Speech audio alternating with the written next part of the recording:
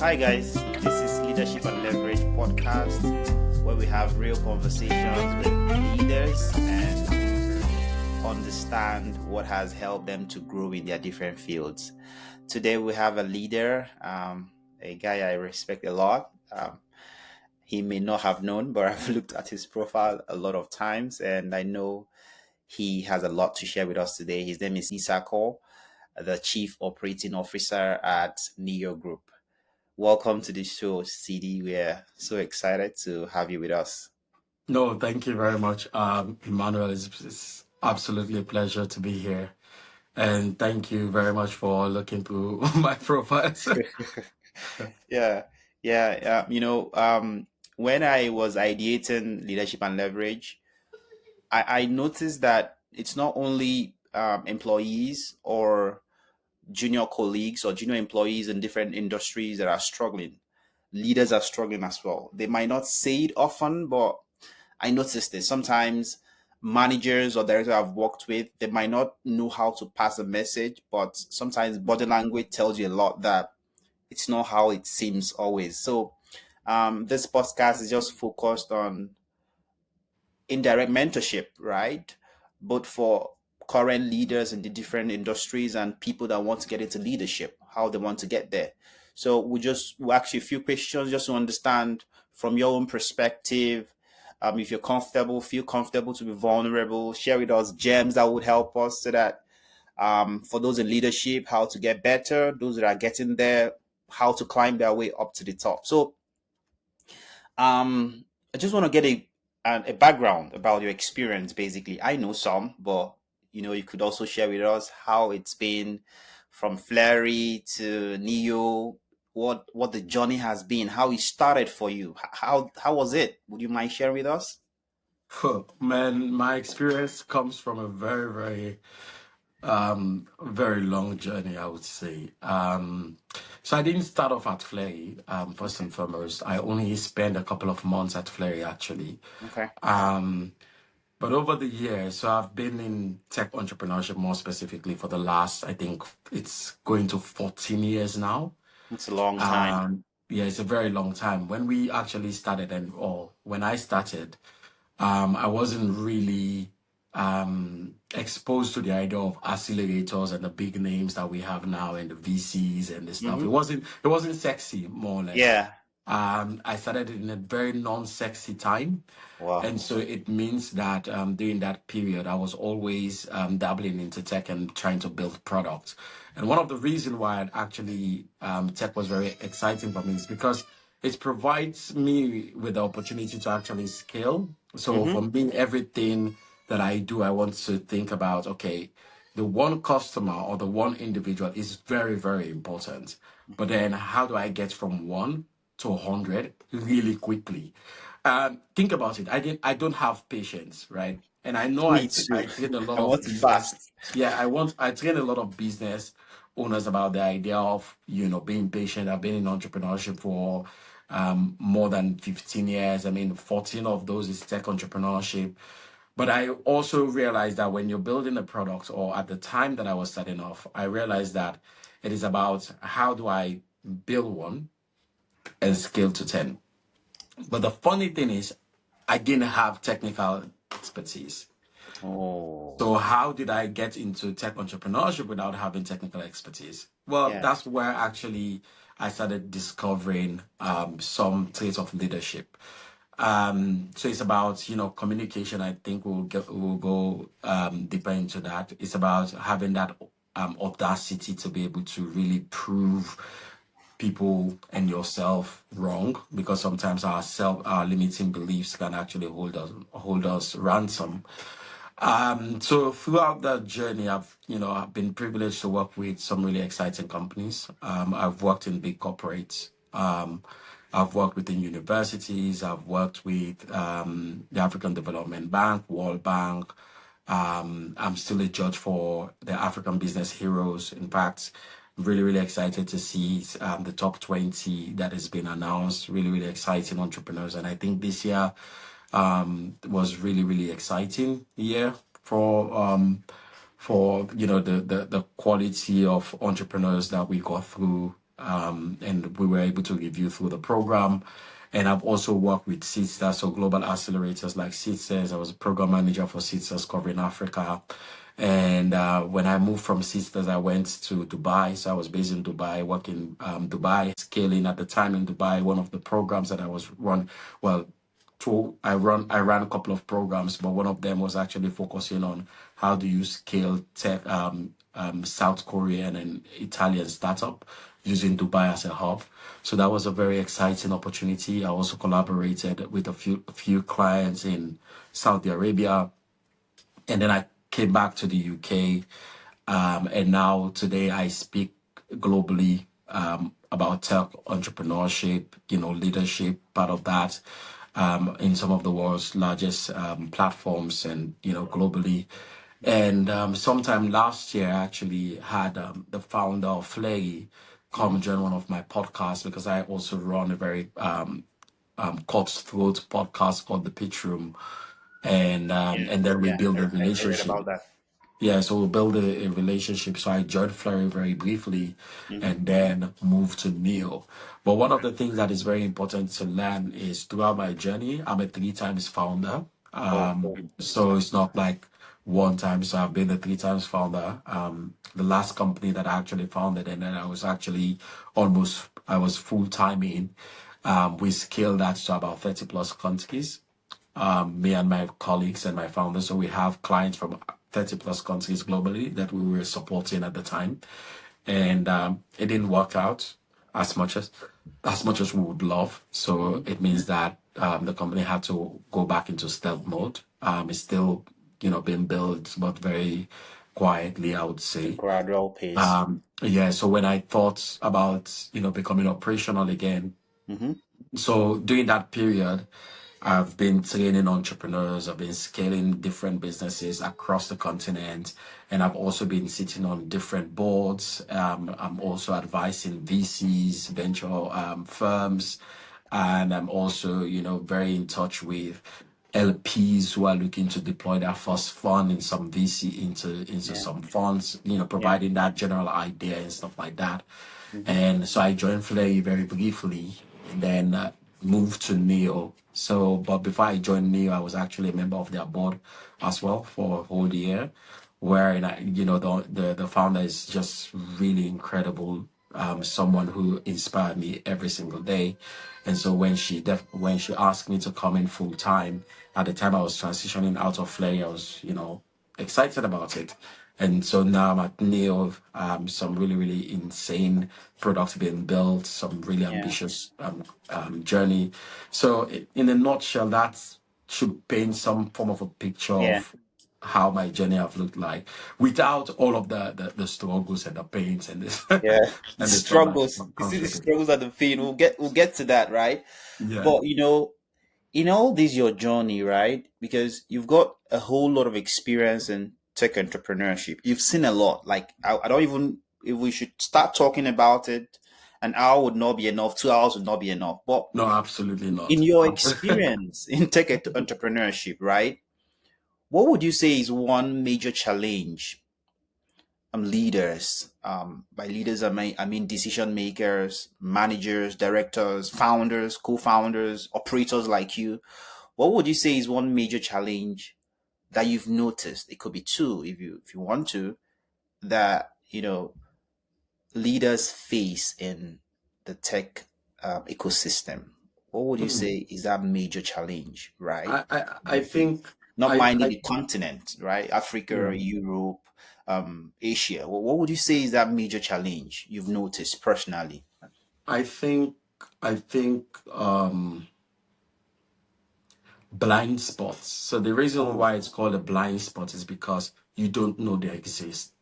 oh, So it actually takes a level of maturity for you to be able to hear and accept feedback from other people that sees your blind spot, I right? agree. Because no matter how great you are, no matter how big of a business you've built, there is something you're doing that is very wrong that you're not seeing. So, That's and true. that's why it's called a blind spot. So, unless someone actually shows it to you, you don't know you have it. So who shows us? Who And shows the founders that? I mean, So sometimes, so from entrepreneurship, from a very let's break this down. So Hmm. at a very grass level, you are a first time entrepreneur, you're excited about your idea, you have this amazing vision, and then you're thinking about going to the market. Yeah. Your blind spot will be exposed by the reception of the product or the solution that you want to bring to the market by the people that you want to serve, Hmm. right? Yeah. And it is important for you to understand that irrespective of how brilliant you think your tech is, there is something about the tech that you're not seeing that can only be experienced by the person you are supposedly building the tech for. That's one way that you can see that blind spot. But also, there's a notion that have been coined online now, wherein entrepreneurs, and I'm sure you've seen some of these videos wherein they said, you should not eat, you should not sleep, you should Yeah. work from You should night to grind back 4 to a.m. back, Yeah, back chase to it. back. Yeah. Exactly. That's completely rubbish.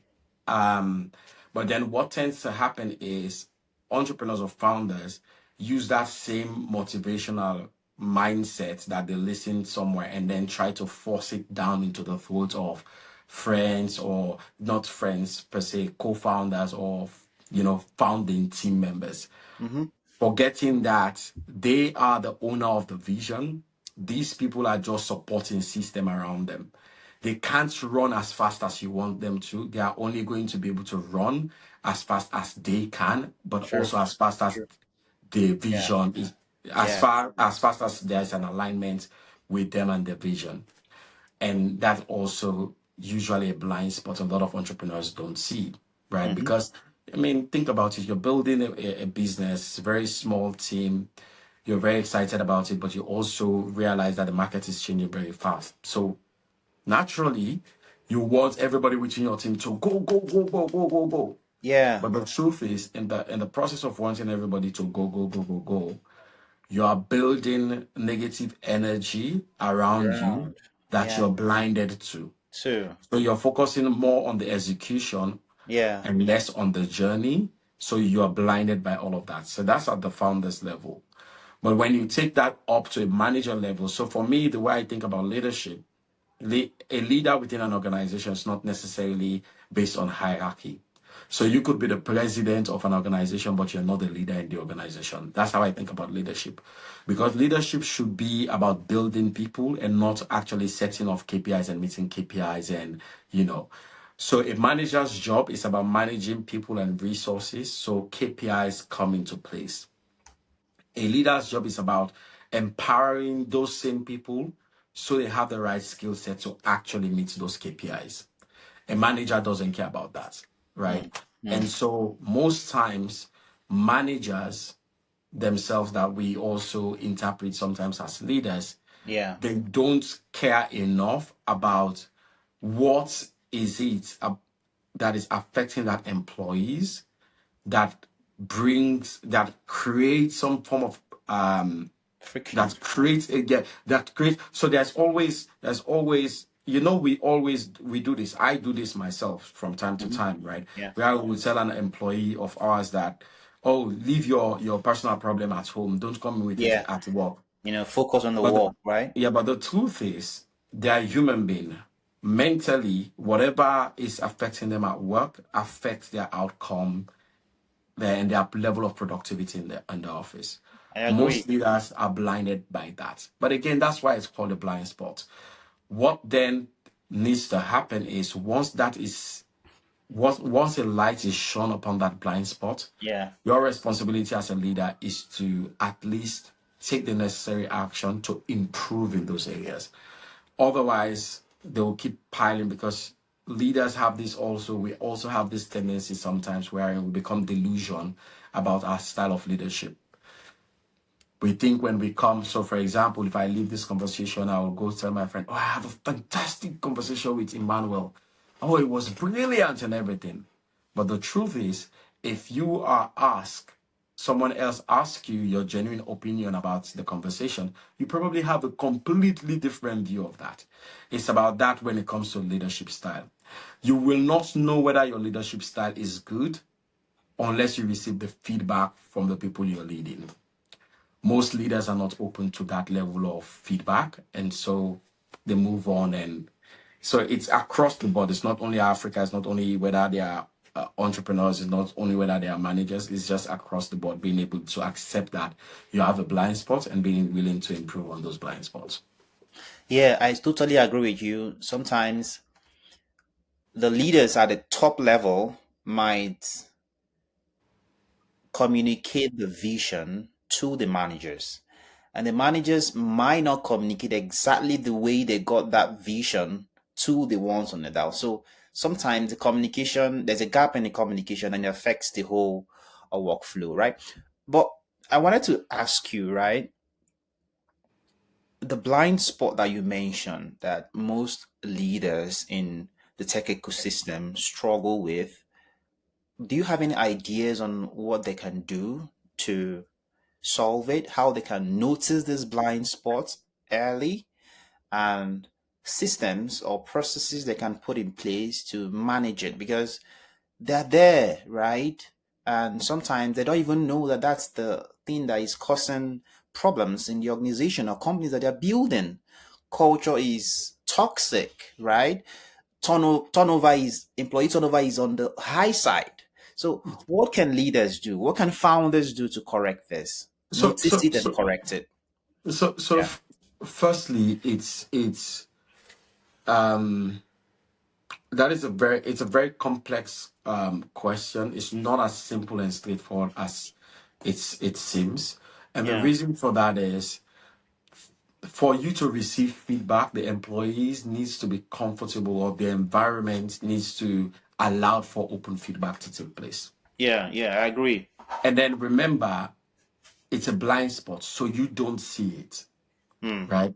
Yeah. As much as you can have a sense of what is happening, let's say you keep speaking at an employee to do a certain job, but every Yeah. time they go, they do something completely different from what you're expecting them to do. Yeah. You speak at them, you speak at them, you speak at them, you speak at them. Uh-huh. Uh-huh. You are having the fact that they are continuously misinterpreting what you are asking them to do, Yes. means that your system of communication, irrespective of how clear you think it is Mm-hmm. actually is not making sense to them. I see.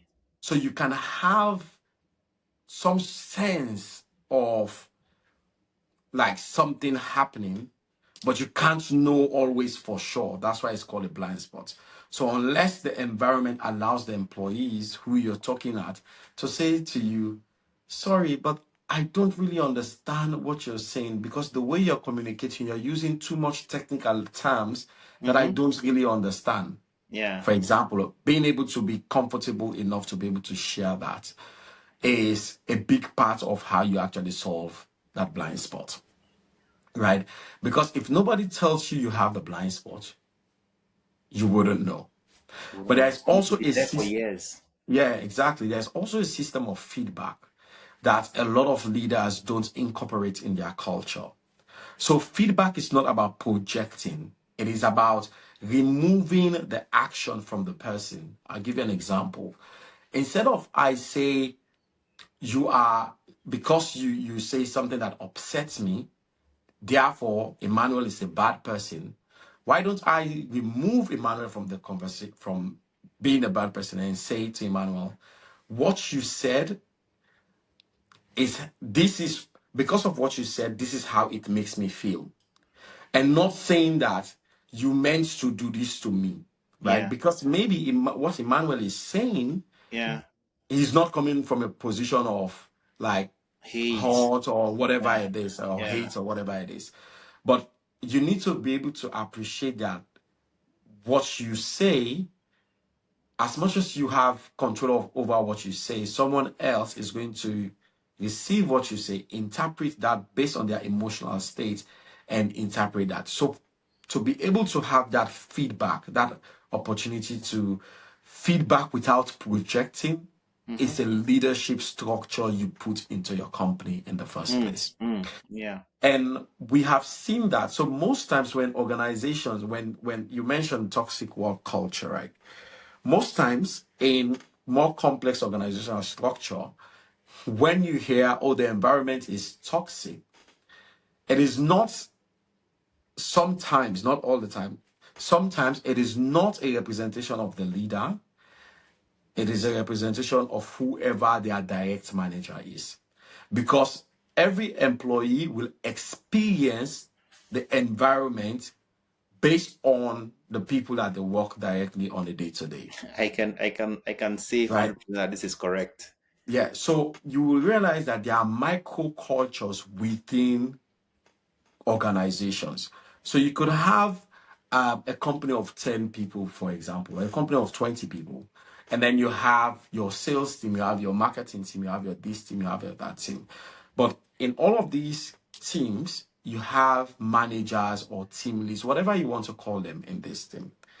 Whenever someone comes into the team, they are going to experience the company based on the people's and the way the people that they are working with day to day treats them. That's the environment. So when they leave the organization and go cry about toxic work culture, they are referencing the manager that actually manage them and the people that they work with 24/7.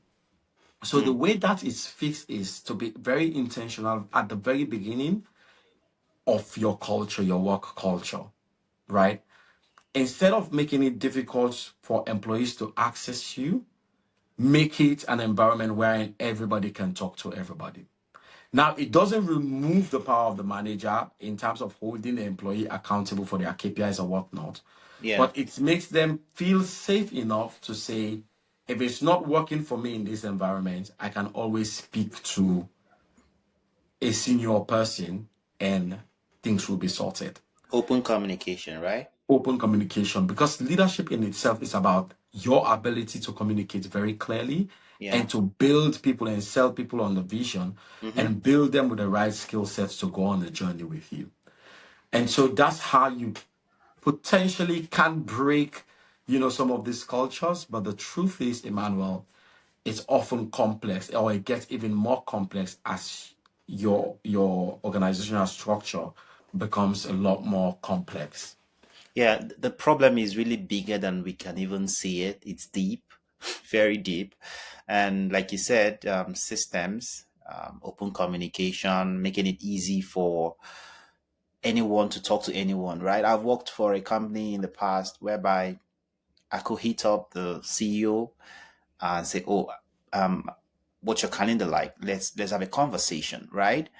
And it's like, okay, today doesn't work. How about tomorrow, right? Let's throw in 15 minutes and we hop in. We talk about stuff, life, personal life, and work Yeah. as well. So it's easy for me to talk to him about something. Whereas if there's a situation whereby it's easy to get hold of a leader, you don't even know what's going on in the company. You just judge based on hearsay. I agree with you completely. But now I want us to shift a bit, right? As to let's talk about how to get to leadership. Like what can help people get a leadership, and we want us to focus on mentorship, right? A lot of people have, would I say abused mentorship, whereby some other people have also utilized the opportunity of mentorship. I don't know about you. Have you been a bit beneficiary of mentors? Has it played a role in your growth in the tech ecosystem? How did you approach it? How can people approach mentorship? What do they need to do? What kind of mentors do they need to seek out for? Yeah, So, what is so, it with you about mentorship? What can you say about it? so, firstly, I'm a product of mentorship. Okay, nice. Um, every part of my journey, I've been very privileged to be mentored by some really incredible people, Hmm. Yeah, right? And for me, mentors are not necessarily mentors are there to guide your path, but not answer every question for you, if that makes sense. So one of the things that I've learned in fact, the business that I talked about earlier on yeah, that we built was a mentorship platform, a global mentorship yeah, platform. yeah. The big room. Mentor X, no, Okay, Mentor Mentor X. X. Okay, yeah, Mentor Yeah. X. Yeah, I saw that. So one of the things I've learned about mentorship, sometimes some people don't know how to give mentorship, and that's okay. So what do you, before we go on, what do you mean by some people don't know how to give mentorship? Let's trash that out a Yeah. bit. So mentorship, a mentorship relationship can get very exploitative very easily, Oh, right? Because the whole notion of mentorship is this person has some form of superior experience in a particular area, yes. right, than you Yeah. do. So what tends to happen is in some situation, that mentor recognizes the power that they have to Yes. be able to give you advice An to what influence. and influence you Yeah. to a Yeah. certain degree, Yeah. and then they misuse that power, right? Because also mentors can in fact become sponsors. So sponsors, so this is why you see a mentor will speak about you in rooms that you are not a part of, And open on doors for like you. and open doors for you. Yeah. That's him operating as a sponsor, Yeah. right? I agree. I But agree. then what tends to happen is, for example, mentors will now start giving their mentees errands to do. Mm-hmm. Oh, can you email my friend? Can you do this for me? Can you do this for me? Can you do this for me? Which is wrong. There's nothing wrong with that. If the idea is for you to improve your skill set, maybe in copywriting, for example. Okay. Okay. But if it is not, if that's not the plan, Yeah. then it's become an exploitative relationship, Which is right? something he can pay someone else to do, right? Exactly. But Okay. it's also it can also happen in the reverse. Sometimes when we say we need a mentor, so for example, when someone reaches out to me these days and Mm. say, "Hey, Sidi, mentor me," I Yeah. have two questions that I ask. Yeah. That if I am going to Tell reply us to the you anyway. questions. So, question number one: Yeah. why do you think I'm a good mentor for you? Okay. And what I look for in that answer is very specific answer. Don't come to me and say to me, "Oh, it's because of the work that you've done across the African ecosystem and everything." Which I work? know that. I know that Yeah. that's your line, Yeah. right? Yeah. And then question number two: how can I contribute to your journey? Mm, okay. These two questions seems to be the same, but they are completely different. One is saying that you have seen my profile, you Yeah. know exactly what I'm doing. So Mm-hmm. you have clarity of exactly why you want me as a mentor. The other one is saying that you recognize the areas which you're lacking and you have clarity on how I can add value to you. Those two questions are often very difficult for people to answer, especially when they come to you the first time and then they ask you, "Can you be my mentor?" And then you just throw it up on their face like that. Mm. Boom. Right? And usually, in a rush to respond to that, they Mm. make the mistake of giving me vague answers. And then I recognize that I don't need them as a mentor because some mentees sees the mentor as someone to open up doors for them. That's not the work of a mentor. That's the work of a sponsor. Now, the mentor can in fact end up becoming a sponsor, but it takes some level of mutual respect and trust built for them to leverage our reputation for you. Do you understand? Yeah. And sometimes mentees, what they're looking for is an association. So it's not necessarily because they want to learn from me. It's because if they go somewhere where they know Emmanuel and then they say, "Oh, you know Emmanuel, Emmanuel is even my mentor." They Mm. You are want to hoping access that some doors. they are hoping that Mm. because of that years of work that you've done and that brand that you've built, Yes. they can leverage that to open up Yes. opportunities for them. Yes. So I that agree. entire process of mentorship and mentee and mentorship is automatically flawed, right? True. So what I do when I look for a mentor is number one, identify exactly what I'm struggling with Mm-hmm. that I will need consistent growth and development on. Yeah.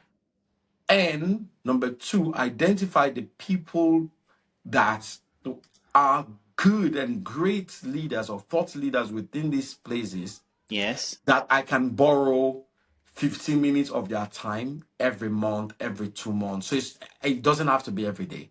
But also sometimes it can be a mere interaction with their content online. So you are an indirect mentor to that person, being mentored through their content online without having to meet the person. Yes. Like what we're doing right now, yeah? So people don't understand some of these things, Yeah, true. right? And so again, this is where the knowledge. So again, giving mentorship is an art. So just because someone is very experienced, because here's the thing, mentors is there to guide, not to make decision on behalf of their mentees. Mm-hmm. And Yeah. I've seen situations wherein a mentor will say to someone, "Oh, this your strategy is really good, but this your strategy is rubbish. Yeah. Cancel it. Go and do B2C. Like, don't do B2B business. Go and do B2C." When the entrepreneurs refuse to do a B2B business, they get upset because their imagination of how the relationship should be is that the entrepreneur should take everything that they say as gospel truth. That's not mentorship. That's you just trying to project whatever insecurity you have on the entrepreneur. Now, it doesn't mean that if the entrepreneur doesn't consistently don't take your advice, you should continue the relationship. But what you should recognize is that probably you're not adding as much value to the entrepreneur that you're supposed to be adding. And it is okay to say to the entrepreneur, "I don't think I'm adding enough value to you. Why don't I introduce you to someone else who is better than I am?" Than getting all over upset and emotional that the entrepreneur is not taking your advice. You're not being a mentor. And in the receiving end, the entrepreneurs needs to understand that the mentor is not there to provide answers for them all the time. The mentor is there to guide the way they think and the way they go through things. So for me, all of my mentees know not to come to me with blank question without providing a solution or a way of thinking around the question or problem that they have. So for example, if it's a strategy problem you have, don't come to me and saying, "I'm having a strategy problem, fix it for me." No. Come to me to say, "I'm having a strategy problem, but this is how I'm thinking about it. This is how I'm thinking about it. Does it make sense?" And then we can both work together to frame it. Man, that's a lot of gems. But I wanted to ask you before we move away from this topic of mentorship, over the years, CD, what is it that a mentor has told you, right? That has helped you, or maybe a system or a process, or maybe a mantra that you've probably learned from a mentor that has been helping you all these years in your journey. Would you mind sharing with us? Yeah, I mean, there's one. So for every stage of my life, I've had mentors, right? So I had a mentor when I first got into tech.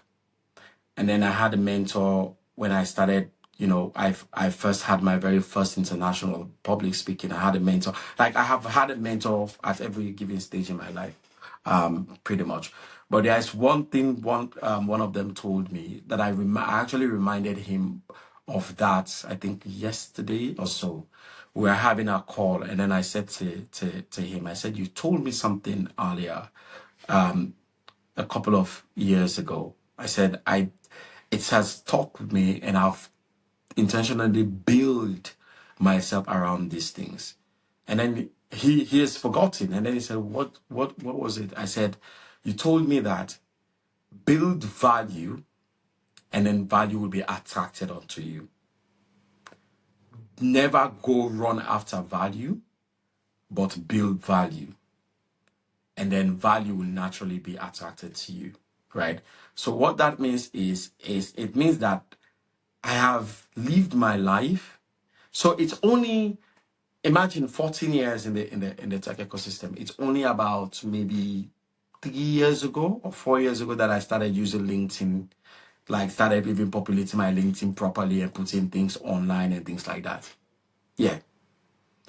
And yet still I've been in there building, like quietly, just building that, like building that value. And so now, even some of the guys on LinkedIn and some of like the super popular guys, there's hardly any room they've been in that I have not been in. Way before like there was like LinkedIn popularity or Twitter popularity or everything like that, right? And it's because the notion of that mentor, you build the value first and value gets attracted to you. So sometimes I now sit down and opportunities come to me that I have no idea where they came from. Like no idea. So someone will just go on LinkedIn up. In fact, someone will be speaking to someone, right? So the way I got involved with Sisters was someone who I had mentored, went all the way to Ghana, spoke to me, spoke about me to someone in Ghana who happened to have understanding of Sisters in another country, and it becomes a whole chain of things before it ended up coming to me. It wasn't me going to chase these things. It was me just being in my space, building the value, and then the attraction comes in. So today, of course, with social media and everything, it means that there's a lot of noise makers out there. So if you're building value and you're not talking about it, no one tends to actually see you because it's just really crowded and there's just a lot of noise. But at the same time, even being out there doesn't take away from the fact that you shouldn't be chasing the value. You should rather be building it. And you use social media as a way to amplify that value that you're building. Sidi, I'm gonna pick that particular mantra or that particular advice, build value, and value be And attached. value be attached to you. Yeah. Yeah, I love that. And it's basically how it is, right? You can't count two without counting one. It's just step by step, right? Now, Sidi, let's move into the challenges, the blockers, the tough times, right? Because this session would not be complete if we don't talk about the days that were not good, right? Times when you probably said, "What's going on? What can I do to improve?" Things were not going well. So, what has been the challenges you faced over the years as a tech entrepreneur and growing in operations over the years? What are some challenges? What are some losses you've had that you think you could have done what you could have done differently, how you could have averted some of those things? um you know how have you grown? What were you able to do to maneuver those challenges? Would you mind sharing with us? Yeah, I think one of the biggest weaknesses I had, I said I had because I'm working very consciously on improving that, is I didn't say no enough. So I got used a lot by a lot of people, by a lot of even big players in the industry, by a lot of people who understand my value, who understands that I have built silently and have connections to some places that they want to get into and stuff like that. They come to me and then they pump my excitement and yay, let's do it. And then I do it and then they end up making a 360 degree, pretending as if I was not in the picture in the first place. Like there are some really painful experiences that I've had to undergo throughout my journey, right? And there are even more recent ones that have happened wherein people come to me to get me to do for them things, and then I leverage all of the relationship and the network or whatever it is that I have, and then they turn their back on and pretend as if you know. And often at times I've asked myself, because most of the times actually I would have an inclination that this is not okay, like the approach is not okay. But because of this aspect of me, oh, you want to help, like just do it and stuff like that. So it always overshadows the I would say the sense part of my brain. The one part that would want to say, no, Sidi, slow down, Yeah. observe this person, Mm-hmm. observe them, Before you how decide. they before you make a decision. Yeah. And In that space, I've said yes to a lot of people that I should have said no to, right? And it's not because I am bad or being, I mean, saying no is not because you're bad. You're saying no because of your own peace of mind. So it means that I have said yes to people who have, misused those leverages that I bring on board or on the table, and then completely losing my peace of mind in the process. So now what I'm working actively on is to say no. So first thing first, you reach out to me to help, whatever it is. First thing first is no. But even before I say no, right, I will make sure I rather say no and then change my mind later on and say yes than say yes. And I find it difficult to go back on my words because I've already said yes. So that's one thing. And these particular things comes from really, really painful experiences in my past. Like really, really painful ones. When I say painful, really painful ones. Ones that have been orchestrated by people I call close friends, people that I thought were like we are all in this together, we are building something together and stuff like that. And those were like some of the most hurtful moments. But there's also one thing that I have that I think a lot of people don't have. People think they have that, but a lot of people don't have it. Is this idea of consistency. So most of the people that I know today within the ecosystem, they will spend at least 5 years to go through the stuff that I had to go through, but nothing more than that. Whereas I have gone through this same heat for the last 14 years plus, and every single day I wake up and do it all over again. When I'm in my lowest of lowest, I still wake up and I show up, right? Consistency. And the one thing I always say is that I don't need to be the best. I don't need to have the best products or have the best ideas or whatever it is. But the one thing that I would know, I'll be the most consistent guy you've ever seen in your life.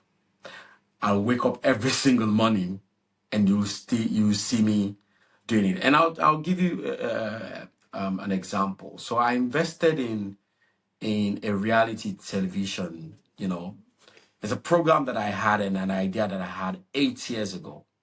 Like, no, not than 8 years, maybe 9 years ago. We used 8 years to develop it. We spent 2 years in production. 2 years in production, through That's a pain long and time. sweat. 8 years to develop the Yeah, 8 years. pain, yes, pain, sweat, like lose money and everything and come back together, do it all over again, pain, sweat, and everything. Whoa. We still get it done. And people now reach out to me and say, "Are you crazy? Like you spend how long to get this? Like I'm Like get shocked. this? That yeah, we use 8 years to finally bring it on TV. 8 good years." And this is why I tell people, no, like you Consistency, right? you can only Yeah. the best you can do to me is to make me feel sad for at most 1 week because of the disappointment and everything. But guess what? The next week, even if it's 10 years from that day, I'm still going to use what I'm still going to use that energy to build something truly amazing. So I'm going to be consistent every single time. And that's what I thrive for personally, irrespective of the challenges, irrespective of the pains and the sufferings that have come, because they do come. They do come. Like sometimes you sit down, and then there was a moment last year around maybe October, November, wherein I sat down many times and I'm asking myself, why the hell are you doing this? Right? I sat down, like I asked myself, I'm not even joking, I asked myself, like, why the hell are you doing this? But guess what? I wake up the next day and I said, what else can I do? I stay on it. So I don't need to be the best. I just need to be the most consistent and outpace you in that. I agree, Sidi.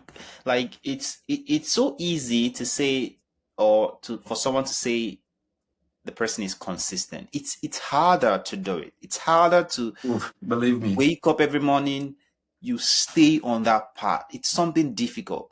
Coming from a sales background, it's difficult, right? And another project of mine that I have that is finally coming to life through friends. I recently met a really amazing guy, and we're about to do something truly amazing in the UK. I built that 7 years, for 7 years, and we're finally, it's now finally time for it. So that's how consistent, that's how particular I am with being consistent. Like, I do not give up on things, right?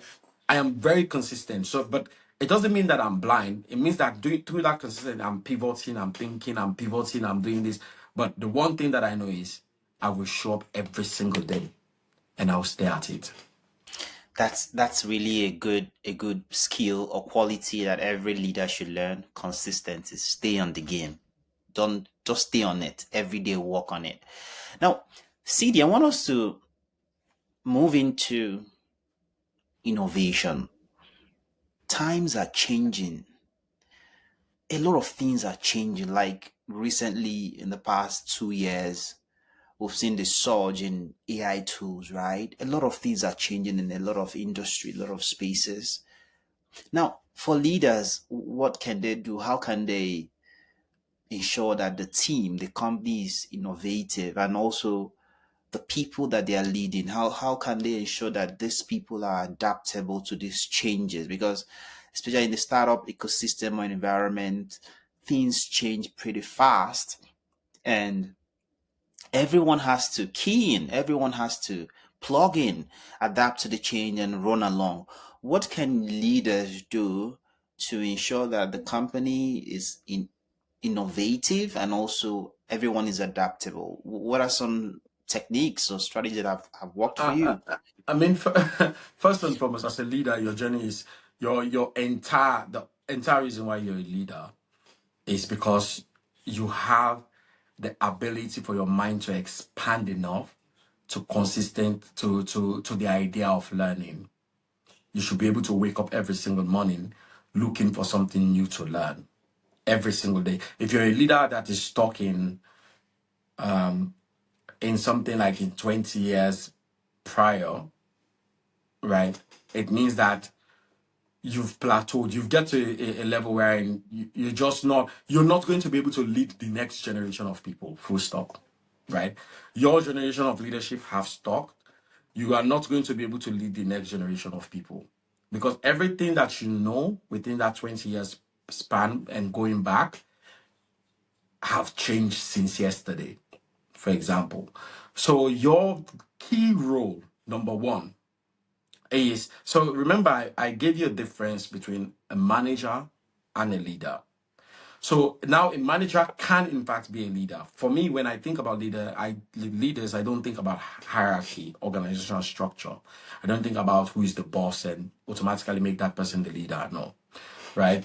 Because for me, leadership is about building people. And if you want your people to survive, it means that you need to be able to have an elastic mind enough for you to be able to absorb new information, get the best information that your people need to be able to embolden them and even to upskill them to keep on being the best at what they do in delivering the vision that you're painting for them. Full stop. And there are a few ways to do this. Number one, there's one thing that I really, really love: peer learning.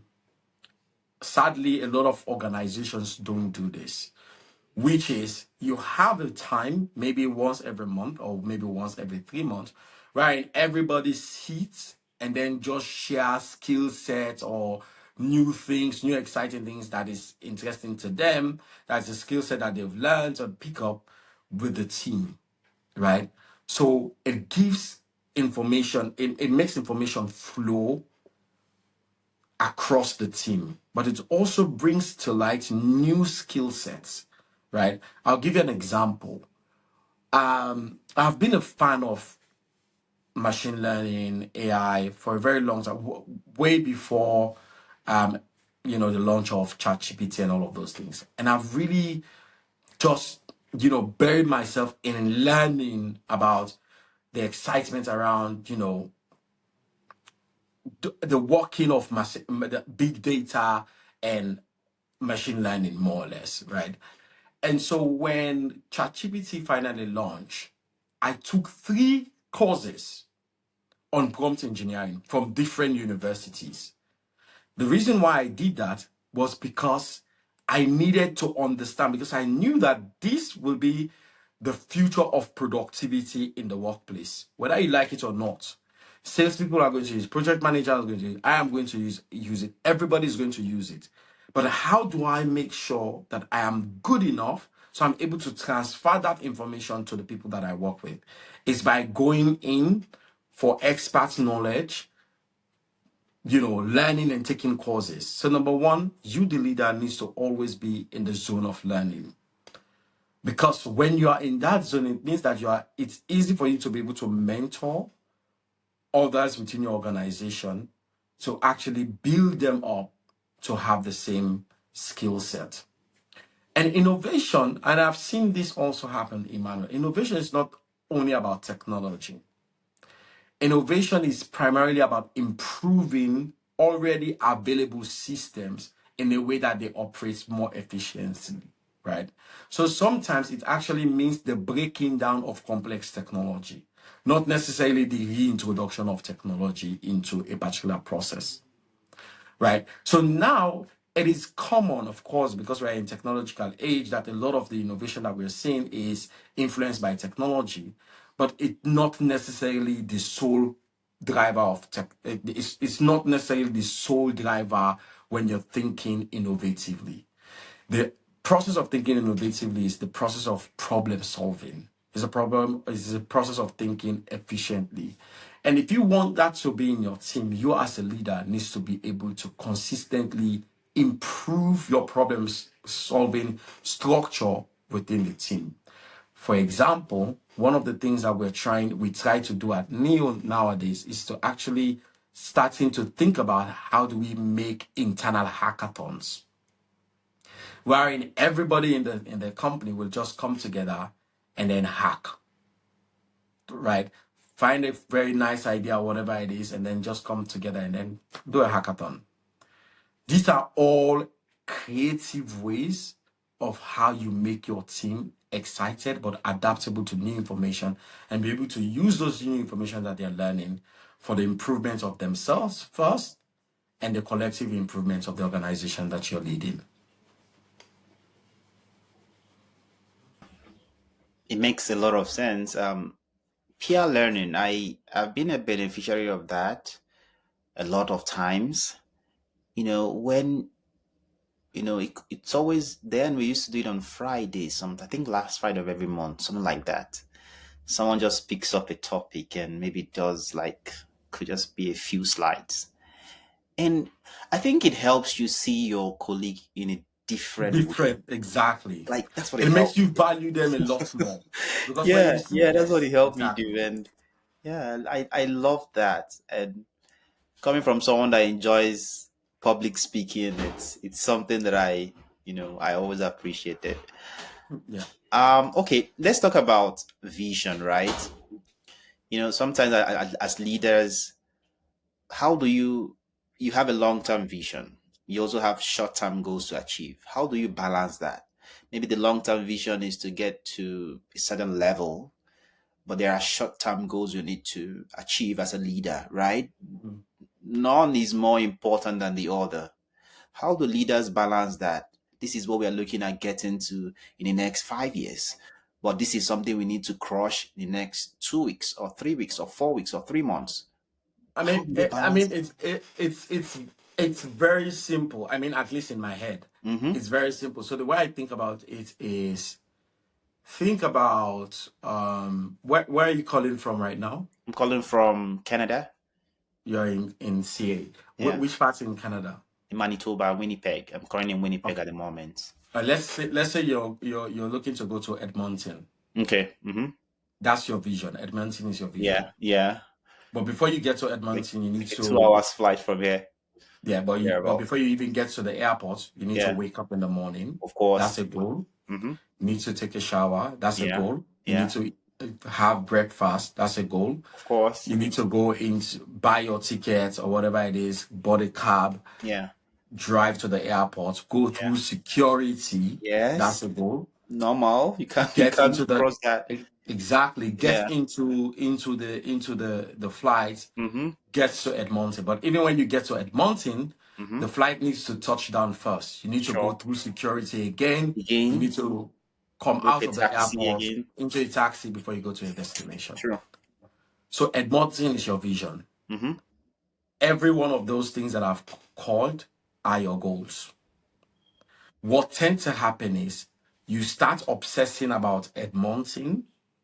You forget that you need to take a cab to go to the airport. So maybe you start walking instead of taking a cab. So you will still get to Edmonton, but instead of you doing it in 2 hours, you're probably going to do it in 7 days, because instead of taking a cab to the airport, you're now walking to the airport. Yeah, so it's about the fact that and this is why your entrepreneurship journey is incredibly hard, because your vision is to build a $10 billion company, and that's all you're obsessing about. But meanwhile, you're not taking into consideration the time you launch your first MVP, the time you have your first customer, the time you have your second customer, the time you have your first award.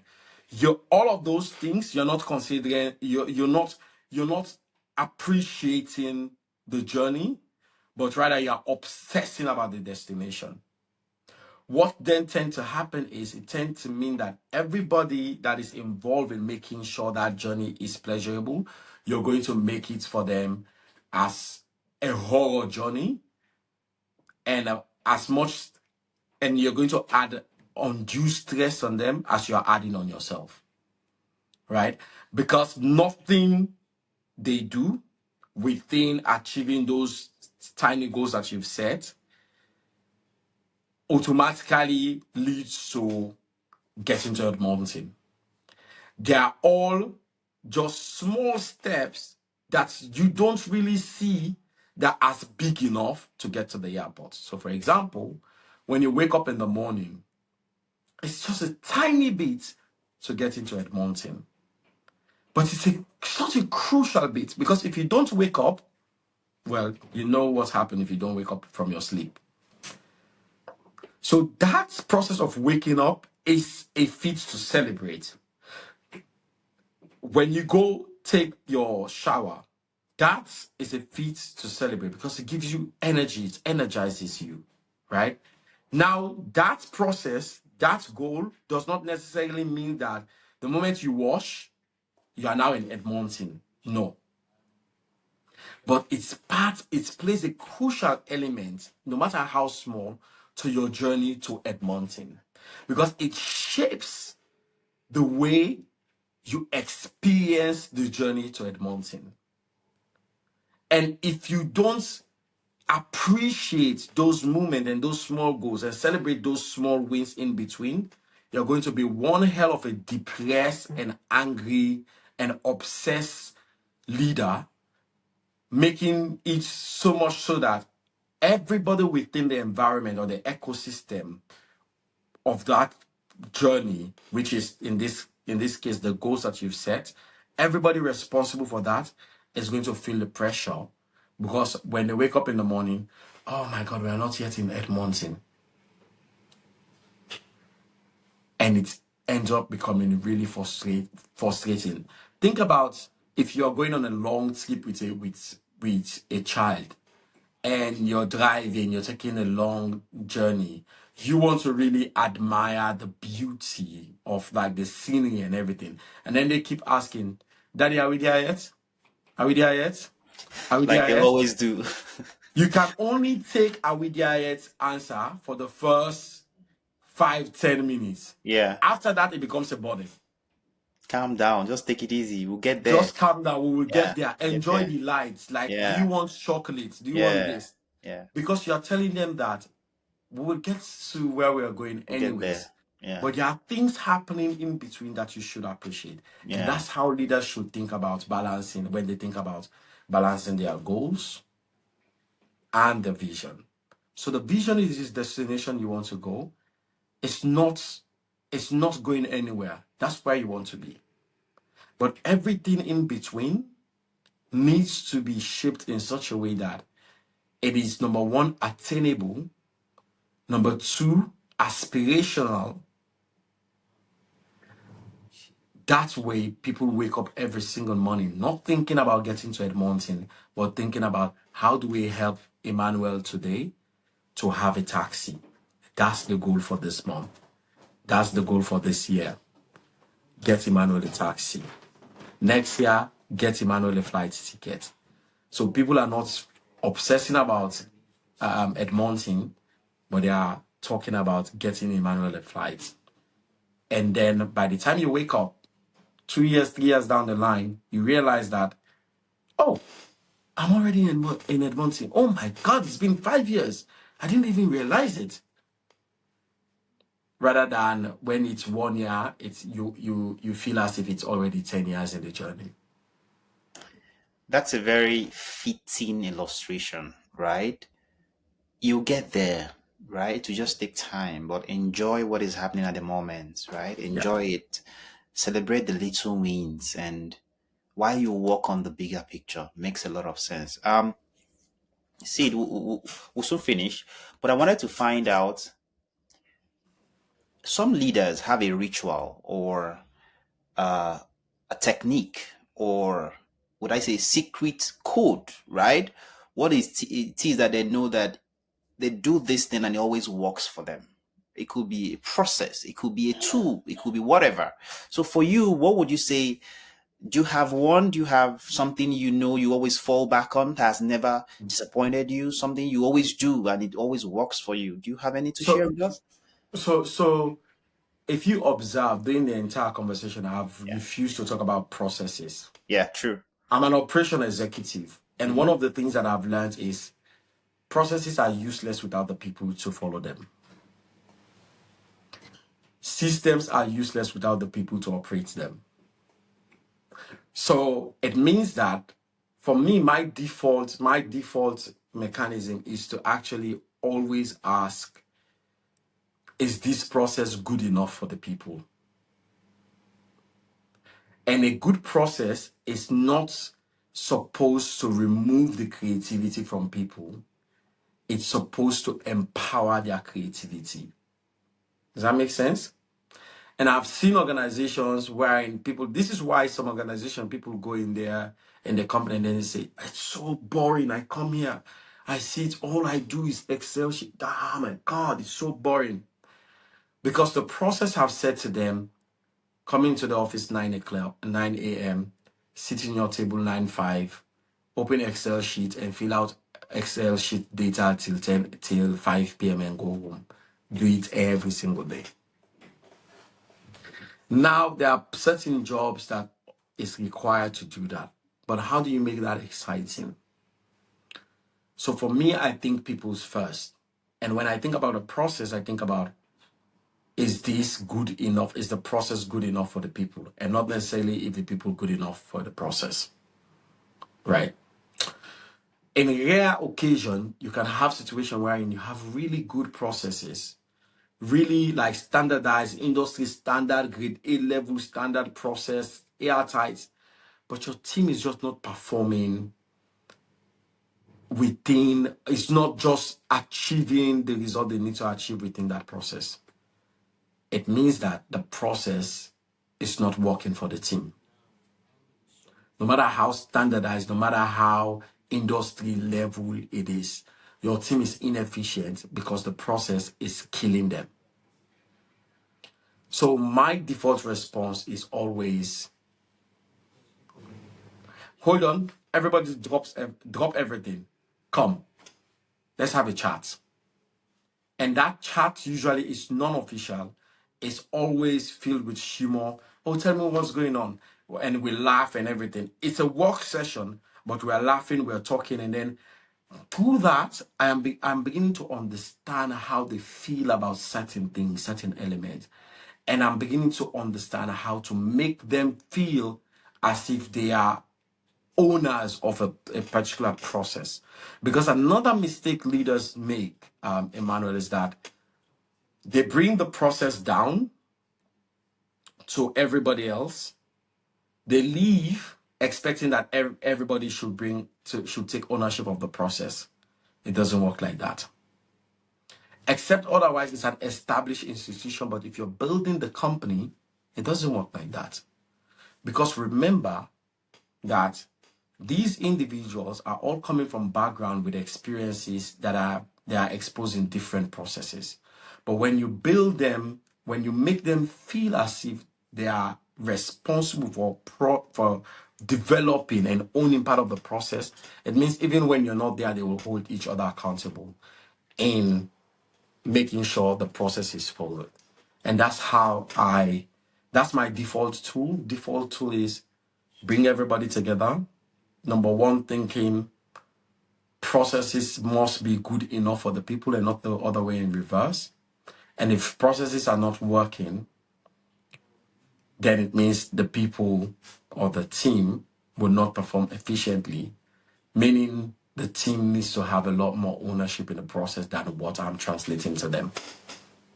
It makes so much sense because the processes is just basically the backbone. It helps everything go on orderly, and I agree with you. To wrap up, CD, I just wanted to ask, for some people that are not yet leaders who are watching this, right? Um, or for some people that are already leaders in their industry. First, what are some red flags, right? Because it's has gotten so bad in some continents and some regions whereby things that are abnormal now seems normal, right? It's judgments are clouded. You can't even differentiate what is good and bad anymore because it's become a norm, right? So for some people that are in those kind of environments, what would you say that what would you share as to some flags or red flags specifically that they need to see and they need to try and either get out of the environment before it swallows them up or look for a change basically? And then for some managers that might be subconsciously doing it without even knowing it's not good, would you mind hitting the nail on the head on what some of those things are? And then the green flags as well, right? Because we can't talk about the good part, we're not talking about the bad part, right? So what are some green flags, things that managers do also? You've talked a bit about it earlier, but let's try and see if we can itemize it. Some of those green flags that managers need to do or keep doing, and what also people that are trying to get into leadership or in such environments need to see, and they're like, oh, this is a good thing. Basically, we'll use that to wrap up. Maybe if you have any advice for anyone, we could graft it in So, as well. so, so anybody can be a leader. That's number one. You can learn how to lead and lead better. That's number two. What is your personal conviction? What makes you Emmanuel? And how does Emmanuel interpret himself in the environment Emmanuel finds himself in? If you are in an environment wherein you are unable to feel confident in your personal beliefs, in the beliefs that you hold there, then there are two things potentially wrong.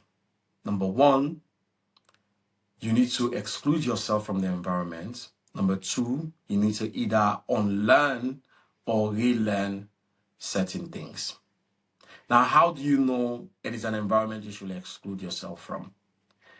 If being in the environment causes you deep sadness rather than an excitement, it is an environment you should exclude yourself from. If being in the environment removes your value from you, so it increases your limiting beliefs rather than challenge you to break free from them, it is a bad environment, right? And if it is an environment that always cries you down when you want to be Emmanuel. So, for example, let's say Emmanuel likes to Um, Emmanuel likes to write articles. Let's say you like to write articles, but you also like to share your articles with your friends and colleagues. And then you find yourself in an environment wherein every time you write an article, your boss thinks you're wasting company's time to write an article. It means that bit by bit, it's going to, if you're not strong mentally, bit by bit is going to discourage your ability and your interest in writing articles. That's a big red flag. That's an environment you should exclude yourself from. An environment that you should thrive to be in is, number one, an environment where in every single morning you have the opportunity to learn something new. Don't strive to be the smartest in the room. Rather, strive to be the most improved every single day.